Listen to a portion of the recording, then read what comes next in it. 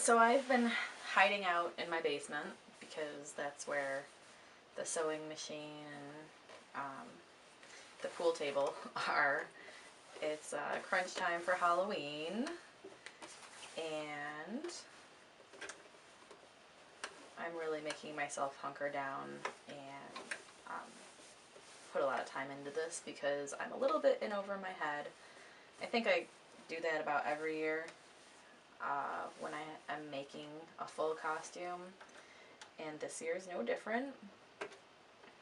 And I had a bunch of different ideas of how to problem solve this piece, and I ended up finding a gold fabric in Florida that I felt was perfect for my costume. I thought I would use it as the base to drape the dress, but it's so beautiful I didn't want to use it all, and it's a really awesome fabric. So I draped the dress in just a lining, a static free lining, and then have been pinning the shapes of the pattern of the painting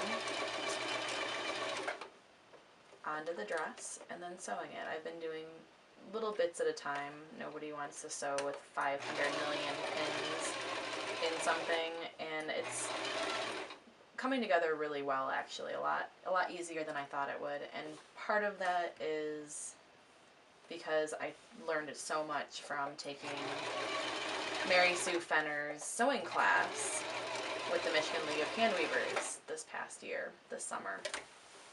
I have always used a sewing machine, but never known the proper ways of using one or how to keep it running, because it is a machine. It has a lot of moving parts.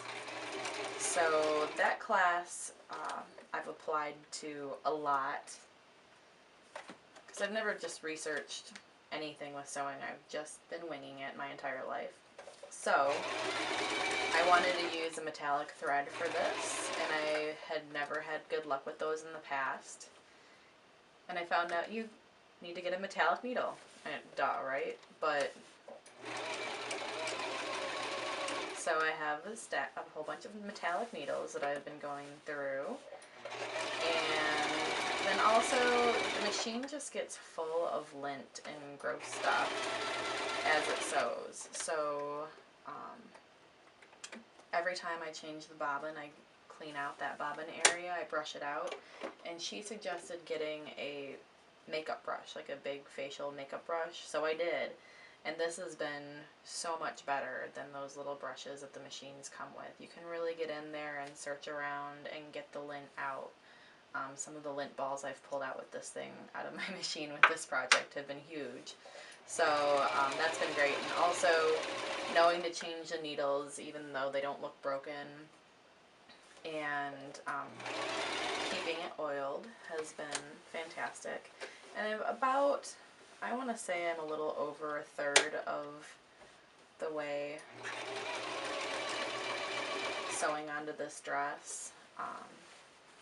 I've been pinning it on. I've made a mess of the pool table. So I've been doing about 30 minutes of pinning and then coming over here, and I'm not sure how long it's been taking me to sew on those pins. But I have a lot of hours in, and it's pretty easy as I go. It's become a lot easier than the first couple pieces. And I know not to do too many needles or too many pins into the piece because they just start falling out.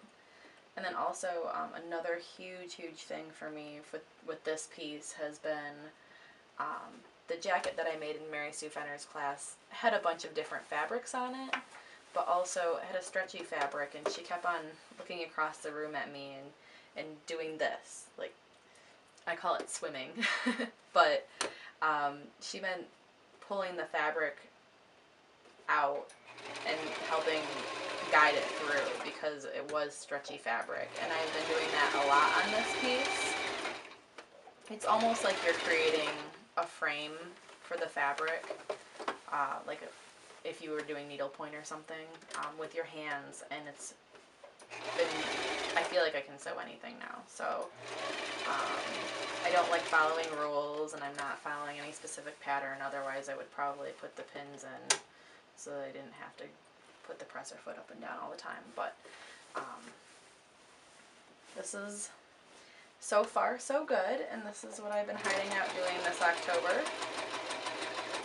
And I swear I will get back to my regular jewelry making and hopefully some larger pieces starting in November, December. But right now this has been a really fun break and a really interesting problem solving experience.